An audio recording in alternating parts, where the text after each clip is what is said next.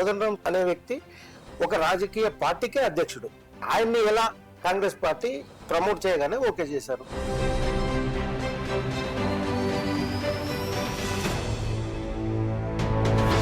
వీళ్ళంతా ముగ్గురు ఒకరినొకరు చైన్ లింక్ రిలేషన్స్ ఇవి. కాంగ్రెస్ పార్టీ అధికారంలో రావడానికి అంటే దళితుని ముఖ్యమంత్రి చేస్తానని, తర్వాత ఆయనే ముఖ్యమంత్రి అయ్యి ముఖ్యమంత్రి పీఠం మీద కూర్చున్న తర్వాత ఇంకెవరు కనిపించడం మానేశారు ఆయనకి.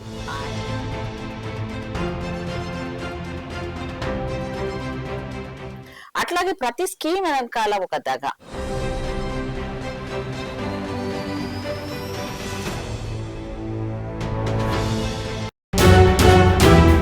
తెలంగాణ కాంగ్రెస్ ఉపాధ్యక్షురాలు పుష్పలీల గారితో ఉన్నాం. మరిన్ని విషయాలు తెలుసుకునే ప్రయత్నం చేద్దాం. నమస్తే మేడం. నమస్తే అమ్మా. ఈరోజు ప్రవేశపెట్టిన బడ్జెట్లో అధిక ప్రాధాన్యత కాంగ్రెస్ పార్టీ ఎన్నికల హామీలు ఏ అయితే ఇచ్చిందో 6 గ్యారెంటీలకే అధిక ప్రాధాన్యత ఇచ్చినట్టుగా కనబడుతుంది. దాదాపు 53,000 కోట్ల వరకు ఇవాళ 6 గ్యారెంటీలకి కేటాయించిన పరిస్థితి ఉంది.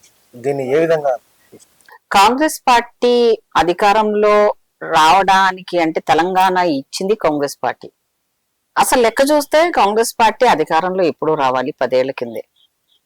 కానీ ఎవరైతే తెలంగాణ కోసమని సెంటిమెంట్ ని ముందేసుకుని అబద్ధాలు చెప్పి అంటే దళితుని ముఖ్యమంత్రి చేస్తానని, తర్వాత ఆయనే ముఖ్యమంత్రి అయ్యి దానికోసమని ఆ క్రెడిబిలిటీని ఎంతో మంది అమరవీరులైన బిడ్డలను కూడా పక్కన పెట్టి మోసం చేసిన కేసీఆర్ అధికారంలో వచ్చి అధికార పీఠంలో వచ్చిన తర్వాత ఏ తెలంగాణ బిడ్డలైతే అమరవీరులు అయ్యారో వాళ్ళ గురించి అసలు ఆలోచించదే మానేశాడు.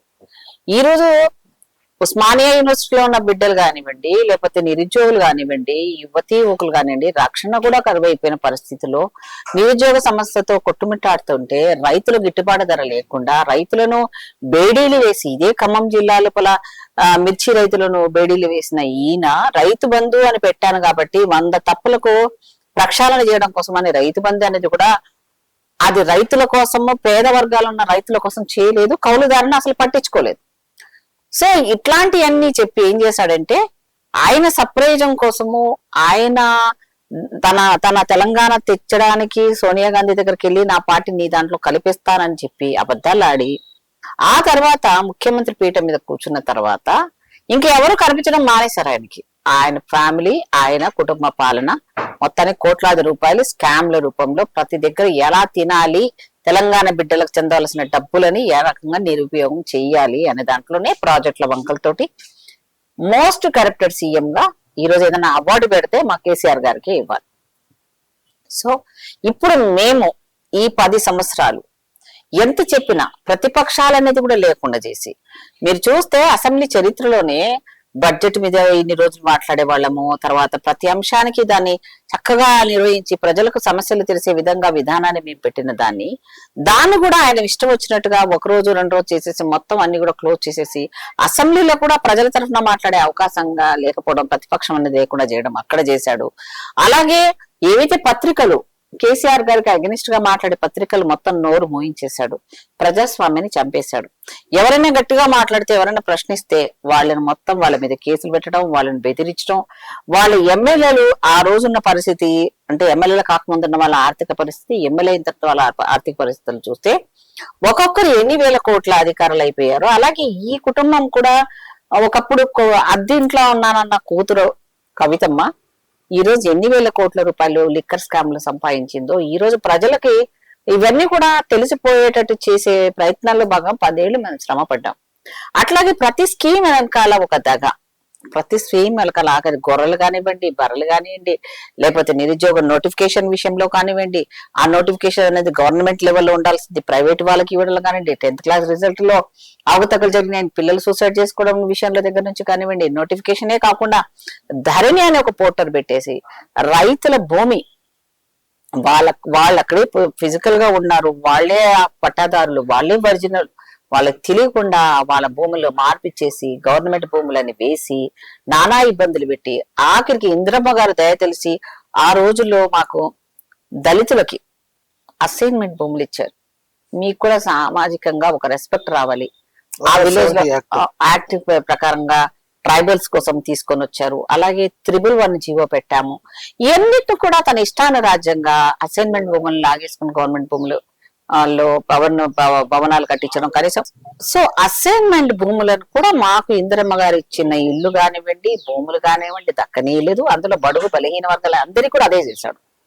ఈ రోజు రాష్ట్రాలకు రావాల్సిన ప్రతి అంశాన్ని కూడా కేంద్రానికి చెప్పకుండా, కేంద్రం కేవలము ఈయన తప్పిదాలను కప్పిపించడానికి రిలేషన్ మెయింటైన్ చేసి మొన్నటి ఎలక్షన్స్ వరకు కూడా బీజేపీతో ఎంఐఎంతో ఇంటర్నల్ గా లింకులు పెట్టుకొని ఇంత పెద్ద స్కామ్లు అయితే అక్కడ ఉన్న ఢిల్లీలో ఉన్న క్రేజీ వాళ్ళని కూడా అరెస్ట్ చేయడానికి సంసిద్ధం చేస్తున్నాడు మోడీ. కానీ ఇక్కడున్న ఏవన్ ముద్దాయిగా గుర్తించబడిన కవితను మాత్రం అరెస్ట్ చేయడంలోనే జాప్యం చేయడం కారణం ఏంటంటే వీళ్ళిద్దరిది ఇంటర్నల్ అండర్స్టాండింగ్. కానీ వాళ్ళు ఏమంటున్నారంటే కాంగ్రెస్ పార్టీ బీజేపీ ఈ రెండు కుమ్మక్కైనాయి అని చెప్పింది. దానికి ఎగ్జాంపుల్ ఏం చెప్తున్నారంటే గవర్నర్ అడ్డం పెట్టుకుని బీజేపీ చేస్తుంది. దానికి మన కోదండరామ్ గారిని ఏదైతే ఉందో ఆయన ఎమ్మెల్సీ చేయటం అయితే ఏదైతే ఉందో దాన్ని గాని, అంతకు ముందు పాడి కౌశిక్ గారిని గాని, దాసోజు శ్రవణ్ గాని, వీళ్ళ ఎమ్మెల్సీలని గవర్నర్ గారు అడ్డుకున్నారు.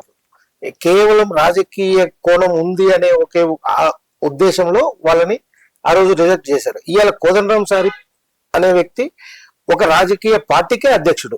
ఆయన్ని ఎలా కాంగ్రెస్ పార్టీ ప్రమోట్ చేయగానే ఓకే చేశారు. ఇప్పుడు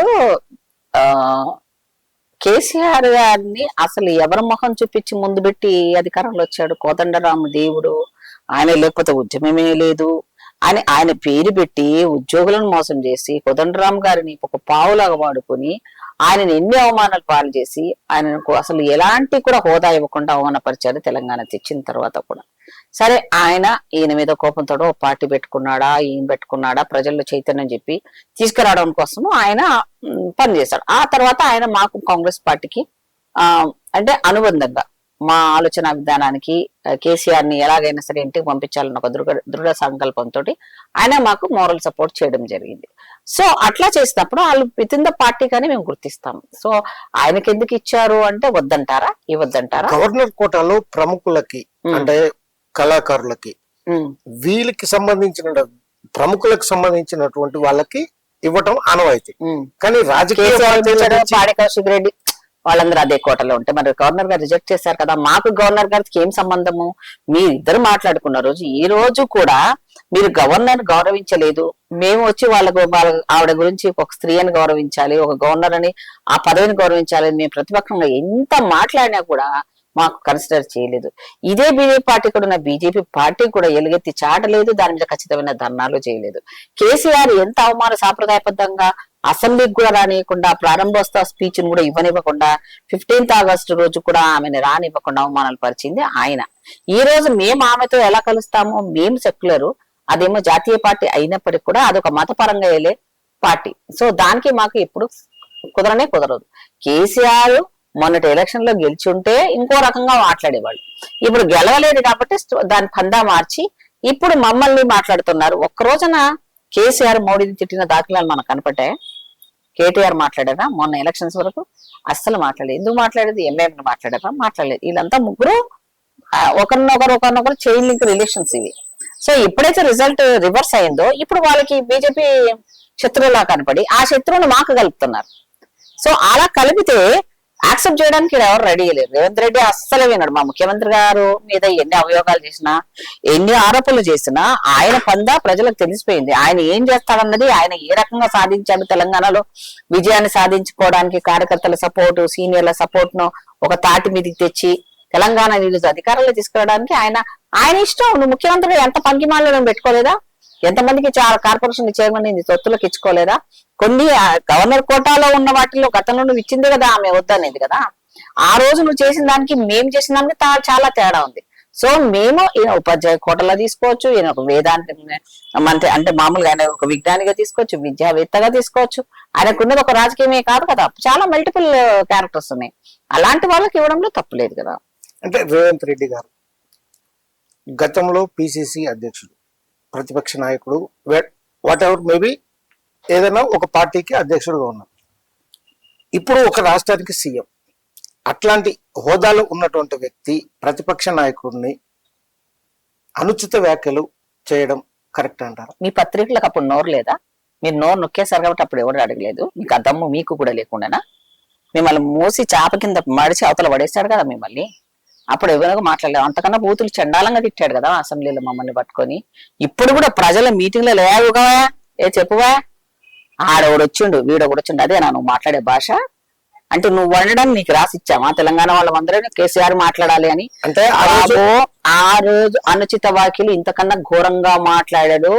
పొట్టోడు అన్నాడు, ఇంకేదో ఆయన అసలు ఒక లెవెల్లో అసలు ఆ హోదాను కూడా మర్చిపోయి ఒక అలగా జనాలలాగా ఒక మాట్లాడిన సందర్భాలు అనేకం చూసాం మేము. సో దాంట్లో మేము ఎప్పుడు కౌంటర్ ఇవ్వలేదు. ఎందుకు ఇవ్వలేదంటే జనాలకు వదిలేసాం. ఇలా మాట్లాడుతున్నాడు చూడు, రాకముందు ఎలా మాట్లాడాడు, ఇప్పుడు ఎలా మాట్లాడుతున్నారు చూడండి అని చెప్పి ఆ క్లిప్పింగ్సే చాలు. ఇప్పుడు మీడియాలో ఉన్న క్లిప్పింగ్సే. ఏ ఛానల్ కూడా ధైర్యంగా ఉండి మాట్లాడినా వాళ్ళు ఎవరున్నారు, వాళ్ళు ఒకవేళ ఉంటే వాళ్ళని ఏ స్థాయికి తీసుకొచ్చి అసలు పడేస్తారు.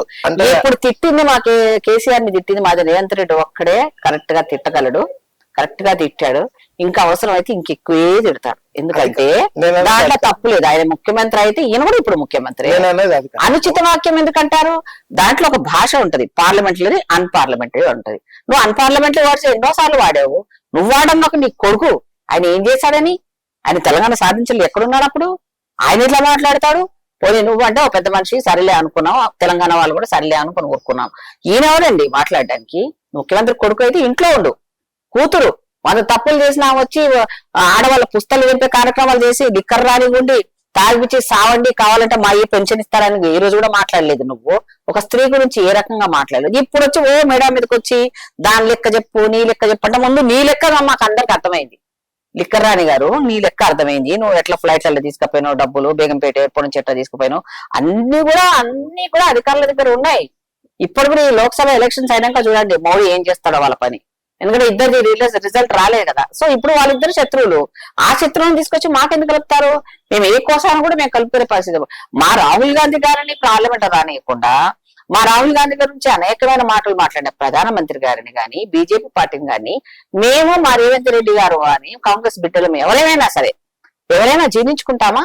అస్సలు లేదు. ఆ రోజు రాహుల్ గాంధీ గారికి జరిగినటువంటి విషయం మీద ఇక్కడ సీఎం కేసీఆర్ గారు కూడా మాట్లాడారు. ఆ రోజు ఖండించారు వాస్తవం. కానీ ఇప్పుడు కేసీఆర్ గారు గతంలో చేసిండు కాబట్టి, గతంలో తిట్టిండు కాబట్టి మేము ఇప్పుడు తిడతామనటం తప్పలేదులేండి. అది మేము ఆయన దగ్గర నుంచి నేర్చుకున్నాం. ఇప్పుడు అవతల తిడతా ఉంటే గాంధీ లాగా ఈ చెప్ప మీద కొట్టానన్నా ఇంకో చెంప ఇవ్వనే అనే పరిస్థితుల్లో ఇప్పుడు రాజకీయాలు లేరు, ఇక్కడ ఉన్న వ్యవస్థ లేదు. గాంధీ సిద్ధాంతాలు ఉంటాయి, అతివాదులు ఉన్నారు, మా దగ్గర మితవాదులు ఉన్నారు. సుభాష్ చంద్రబోస్ గారు ఉన్నారు, అలాగే గాంధీ గారు ఉన్నారు. గాంధీ గారు నచ్చే విధానంలో ఏదైతే మితవాదులు ఉన్నారో వాళ్ళు అది ఫాలో అవుతారు. నాలాంటి వాళ్ళు రేవంత్ రెడ్డి వాళ్ళంటి వాళ్ళంతా మేమంతా రేపల్సి ఒక్కరి కొడితే నన్ను ఎందుకు కొట్టేవారని ఇంకోటి పీకేదాకా వదిలిపెట్టాం మేము. సో అట్లాంటి క్యారెక్టర్స్ ఇప్పుడు అవసరం ఉన్నాయి. సో అది మేము చేసింది కాదు కదా. నువ్వు నేర్పిన విద్య నీరదక్ష అన్నట్టుగా నువ్వే ఆ బూతులు నేర్పించావు. నువ్వే ఇలా మాట్లాడితే తిడితే మీడియాలో హైపులు పెంచుకుంటే ఇలాంటి వాళ్ళని చూస్తారని మీడియా వాళ్ళు ఎంకరేజ్ చేశారు. అప్పుడు కొన్ని పనికి వాళ్ళ ఛానల్స్ కొన్ని ఉంటారు. సో వాళ్ళకి ఏం తప్పు, మమ్మల్ని ఎందుకండి మీరు అడుగుతారు? ఇంతవరకు మీకు దమ్ము ఎందుకు లేదు ప్రశ్నించే దమ్ము మీడియా కానీ ఛానల్ కానీ? ఆయన ఏదో పెద్ద కొమ్ములు పెట్టుకొని వచ్చాడు, ఆయన అనకూడదు అని అంటే అసలు చారిత్రుడా? చెప్పిన ఎంతమంది ఉసురు పోసుకున్నాడు. నేను కనుక నా చేసిన మాటలు చెప్పిన మాటలు సరిగ్గా లేకపోతే నా తల నరుక్కుంటానన్నాడు. నీకున్నది ఒకటే తలకాయ, నీవైనా 10 తలకాయలు ఉన్నాయా? మేము 10 సార్లు ఇవన్నీ ఇన్ని వాగ్దానాలు చేసావు, నిరుద్యోగ సమస్య అన్నావు, అవన్నీ పేపర్లు కూడా ఫైల్ అన్ని మాయం చేసేస్తాడు కేటీఆర్.